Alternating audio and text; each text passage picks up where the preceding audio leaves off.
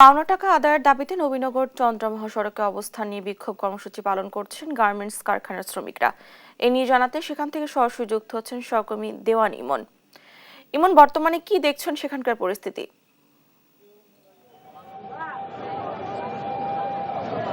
ডানা, যেমনটি বলছিলেন আপনি, আমরা কিন্তু সকাল থেকেই রয়েছি ঢাকা ইপিজেডের সামনে, যেটি নবীনগর চন্দ্রা মহাসড়ক। আপনি দেখতে পাচ্ছেন যে আমার পেছনেই সকাল থেকে তারা শ্রমিকরা এসেছেন, যেটি লেনি গার্মেন্টস ফ্যাশন এবং লেনি অ্যাপারেন্স, এই দুটি প্রতিষ্ঠানের 7,500 শ্রমিক সকাল থেকে কিন্তু এই জায়গাতে অবস্থান করছেন। এবং তারা বলছেন যে করোনাকালীন সময়ে করোনার অজুহাতে যে কারখানাটি বন্ধ করে দেয় মালিক কর্তৃপক্ষ, এরপর থেকেই কিন্তু এই কারখানার শ্রমিকদের তারা যে পাওনা দিয়ে পরিশোধের জন্য বারবার মালিককে তাগিদ দিলেও কিন্তু সেটি তারা পূরণ করেনি, যেটি গড়িয়েছে আজকে 4 বছরে। বিভিন্ন সময় তারা, যেহেতু এটি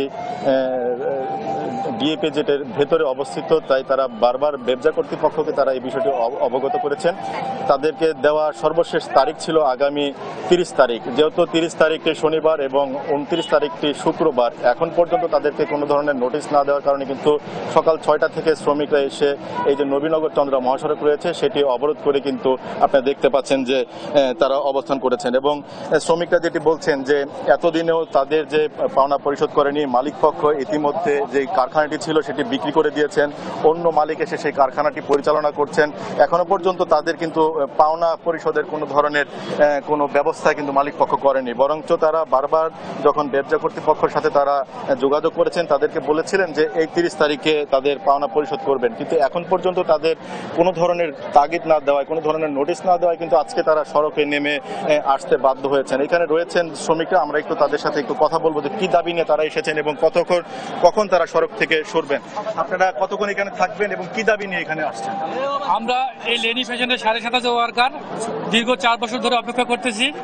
আমাদের পাওনা আদায়ের জন্য ব্যবসা কর্তৃপক্ষ আমাদের নির্দেশ দিয়েছিল যে 30শে নভেম্বর আমাদের টাকা পরিশোধ করা হবে, এবং এখানে 32 ইস্ট বেঙ্গলের ক্যাপ্টেন সিয়াম স্যারও বলেছিলেন যে আমাদেরকে 30 তারিখের ভিতরে টাকা পরিশোধ করা হবে।